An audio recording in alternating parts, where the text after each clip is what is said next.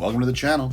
Today we're going to be discussing Troy and ABED in the morning, or a discussion of a caricature I recently completed based off of a few characters from the TV show Community. Now, if you're a fan of this show, forgive me a second, I'm just going to take a moment and kind of gush about it a little bit because it is one of my favorite shows that's ever been on TV. But before I do, hey, don't forget to click on that subscribe button. It doesn't cost anything. It just helps me out and gives me a little bit of motivation to know that I'm kind of doing something that you like out there. So again, subscribe, and if you have a chance, mash that thumb button too. The thumbs up is what I'm looking for. So Community is streaming, I believe, on Netflix and also on Hulu, and I recently finished binge watching the entire run of 6 seasons and fell in love with it. It is hands down one of the best shows I've ever seen on TV, and mostly because it just kind of hits home for me. I'm a huge pop culture enthusiast, and so it has this kind of amazing and really just a heavy-handed use of pop culture references, meta humor, parodies on film and TV genres, and again, it just kind of hits home for me and speaks to really where I find a lot of humor myself. Now, Dan Harmon is one of the creators and head writers for this. He also went on later to do Rick and Morty. If you've seen some of my previous videos, you will also know that I'm absolutely in love with Rick and Morty as well. And I'm not unique in that. So I'll kind of, take it over from there and just kind of say, great show. Troy and ABED in the Morning is kind of one of the in-jokes if you're familiar with the series. It's kind of a reference to that kind of the morning show kind of aesthetic that you see on like the NBCs and the ABCs and things like that. And again, I always just found it hysterical, so it was really kind of fun to draw a caricature of Troy and ABED. ABED is an actor by the name of Danny Putti, and our Troy here is Donald Glover, who went on to become, if you want to call it that, Childish Gambino. So, we got a lot of other meta references in just this drawing here. Now, I want to move on here and talk a little bit about the art, which is kind of the intent of the video. This is meant to be a tutorial, so let's go ahead and start talking about the tutorial aspects. For starters, I gotta say, one of the reasons I wanted to do a tutorial video on this particular piece is because I got a lot of reaction online in some of my social media circles on the pencil sketch that you're kind of seeing getting finished up right now. When I finished the two headshots of both Troy and ABED, I posted them in a couple different places just to kind of see what the reaction was out there. So I belong to a couple of social groups on Facebook related to Procreate art. I published this as fan art on a Reddit page, I believe, a little while ago. And again, the reaction to these two pencil-esque sketches was just really kind of overwhelming. Some of the bigger responses that I've ever received for any of my art, really. So I thought maybe a tutorial might be warranted. If you are somebody looking at this video based off of having seen this pencil sketch online, give me that click on that subscribe button if you don't mind. It really helps me out. And like I said, it's free. Doesn't cost you a thing. Now, as far as the rest of the body sketch here is concerned, this was really easy in terms of composition. I didn't really invent much here. This is really just a still photograph that I got off the TV show. As far as the positioning of the bodies.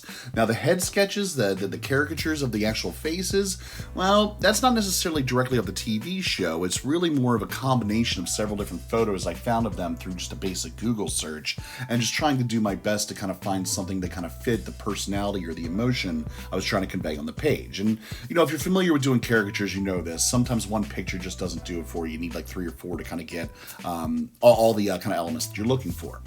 Now, the other reason for this tutorial is because I'm doing this in a slightly different method than I usually do my work. So you may have seen some of my tutorials in the past, and if you haven't, I'll kind of throw a link up there so you can see some of the tutorials for some other arts pieces that I've done. But again, this is a little bit of a departure. I'm doing some looser, sketchy stuff in the background. I did a very, very thorough pencil sketch in the beginning here that I usually don't do. And even though you can see me right now kind of going in and putting in the big, bold, black line work, kind of reminiscent of comic books, again, something I've done in the past, you'll see what I'm going to be doing a little bit later on is just kind of using this line work to kind of get me started with some of the base coloring. But very quickly, I'm going to move into some textured brushes and get into something of a more painterly-like approach to this. So again, all this background stuff is really just kind of meant to kind of set an environment here And I'm going to make some, adjustments to it to kind of make it recede in the background. I'll put some blues over it and kind of fade the saturation a little bit and things like that. The intent is to focus on our figures in the foreground, and this is where we're going to get really into that painterly approach that I was talking about just a minute ago. So as I mentioned before, we're going to start with the inks. It was just something that kind of helped me get into my comfort zone a little bit here, because I am going a little off script. I'm doing something a little bit different for me, but the intent here is to just try and experiment with a little bit of a different style. A little word on an experimentation too. I got to admit, I got into this a little bit knowing that I wanted to do something a little bit different than my normal method. There's a lot of different ways to kind of get to the end point, and I was looking for something again that had some texture, that painterly feel to it. But I didn't necessarily know how to go about doing it, or at least doing it so that it'll look good. So you may see some starts and stops here. You may see some backups and restarts and some deletions and start overs. And really, that's just part of the experimentation process, which made this so much fun to kind of create. I encourage you to do the same if you're working in digital art yourself. Don't be afraid to make that mistake, because the beauty of it is that every time I tried something new and I wasn't sure what it was doing, it made me a little bit braver to know that I just would do it on a new layer. Starting a new layer means that if you do something you don't like, you're not committed to it. You can always just delete that layer or clear it and start over. And whatever you've worked up into until that point doesn't kind of get lost like it would if you were doing a pencil sketch on real paper. So what we're doing here is we got our base colors in, and this is where we're going to start moving into the non-traditional method, at least for me. Again, that painterly approach. So what I'm doing here is I'm kind of getting some of my midtones or my base colors in, so I have something to start with. And these are just basic color fills. So the black outlines that I'm using are just meant to be kind of worked almost like coloring book style, where I can just do quick fills to get my basic colors in, and with the bold outlines to kind of mark the edges, I can fill in the jacket in 2 seconds rather than having to literally color it in like it's a crayon or something like that. Once I have those midtones in, you'll see I put my palette down on the lower right hand corner. Again, very traditional what I usually do. I establish my shadow colors because I know I'm going to be putting them in a multiply blend mode, excuse me.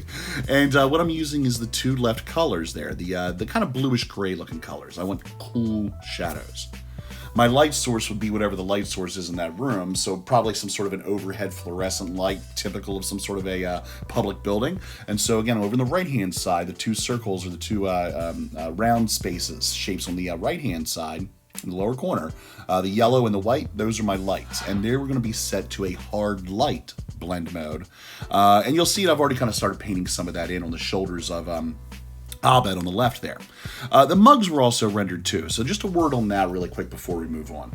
The mugs, you may have noticed a little while ago, were one of the first things I addressed, because one of my favorite parts of this little sketch that they do is the fact that they had custom mugs made for what is essentially a fake bit. They have fun doing this, but this isn't real. There are no cameras on them, yet they had mugs made anyway. And so I couldn't resist going into that tiny little detail to make those mugs as accurate to the show as I possibly could. And really what that meant doing was getting those pencil sketches that I got for the heads, then making copies of them, shrinking them down, and then kind of pasting them onto this little mug drawing that I've done, along with some of the text that said Troy and ABED in the morning. Again, I had to do the research on this. I pulled up pictures of this, and I got it as accurate as I possibly could to the TV show, but it was just a fun little slice of trying to kind of get that little meta humor in there, as inspired by the program itself. Okay, so again, back to the painting method here. Now, before we get into this, let me just kind of state this up front, and I'm pretty adamant about it, so please kind of hear me out. And be open-minded when I say I don't really think that brushes matter. Now, I do know that there are some things that you want out of brushes, like textures and things like that. But what I mean by that statement is that I see a lot of stuff online about people asking for brush sets and things like that, and just kind of feeling like brushes are the magic thing that's going to save your artwork and make it better than it was before. And I have to admit, I disagree with that idea, that theory. What's going to make your art good is practice and learning how to use whatever brush you're working with at any given time. Now, again, I'm looking for like a painterly look here, and that means I want to invoke some texture here. But notice what I started with: a good pencil sketch, a good outline and inked drawing, and those things weren't helped by a brush. These were just things that came with Procreate that already existed, and I used them to kind of get to a point where I'm at right now. I'm going to use brushes because I want to evoke texture. I just don't want smooth surfaces over everything. And so the brushes are meant to kind of remind you of something like a canvas with some acrylic paint or some oil paint. But again, it didn't save the drawing. The drawing was there before I ever started working with some specific brushes. Now, having gotten that out of the way, let me address the brushes that I'm using here. Again, these are all Procreate brushes. These aren't anything that I've kind of tweaked or messed with or muddled with or even downloaded from another source. I'm just using the tools that are given with the Procreate software. So I'm using a charcoal brush, and actually a couple different sizes of the charcoal. So just go into the charcoal menu and you'll see about 3 or 4 different sizes. And just depending on what kind of a rough texture I wanted. I might use something different for the skin than for the shoulder of the jacket, for instance, but it's still pretty much all charcoal. There's also this thing in the, I can't remember which category it's in, you might have to go looking for it, but I think it's under the painting category, and it's called a Turpentine Brush. There you can see going in on Troy's jacket right now with the shadow. It really just creates this messy texture that reminds me of brush strokes that you might see in a drying oil painting or something like that. And again, this is an experiment. I tried a couple different brushes till I settled on this Turpentine brush, and it created this look that I really kind of liked. And again, a little bit different than my normal way of working. Usually when I'm doing stuff like this, like shadows and light rendering, it's very almost airbrush focused. So I'll use some sort of a soft airbrush and even a smudge tool set to airbrush to really try to create these really good blends where there's really no hard lines and stuff like that. And that's great if you're trying to evoke a certain sort of look or style or mood. But again, looking for it to do something a little bit different here. I think it was really nice to kind of get into this kind of paintbrush type mode and experiment with these textures. But again, I got to lay down kind of like my opinion on this, and I hope it's not too offensive, but no brush was saving this, you know. It helps, but it doesn't save the work. What you really need to do more than anything else, if you want to do good digital work, is just draw. There's just nothing else around it.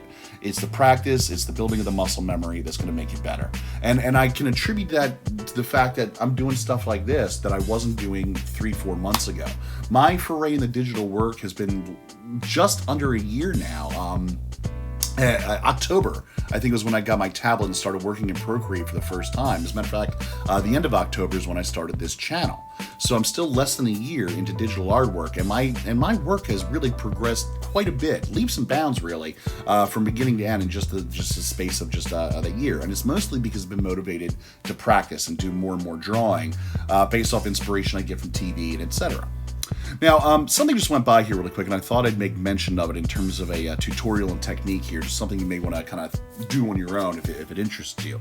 Again, it's already happened. It kind of flashed on the screen for just a moment, but you may have noticed, if you rewind a little bit, that for just a brief moment in time, Troy had some blue on his face, mostly in the beard area. It's a kind of a subtle trick that works a little bit with men, usually, and it's this idea of adding some blue to represent, for what we might call a 5 o'clock shadow.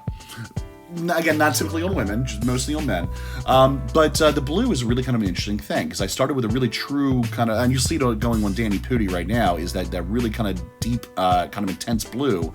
It stays up there for just a second, but it doesn't last long, because all I'm really doing is lowering the opacity on it. So a good, deep, rich blue thrown in there where that 5 o'clock shadow would be, lower the opacity down to about 10 or 15% or so, and you'll see that it makes a really effective 5 o'clock shadow. It's one of those weird things about faces that just kind of works out. Now we've gotten to the end here. Talked a lot about the method. We got our tagline, Troy and ABED in the morning. So I'm going to ask you to please come back, see some more videos, and if you have any questions, just go ahead and leave a comment for me. I'll have more content posted soon. See you there.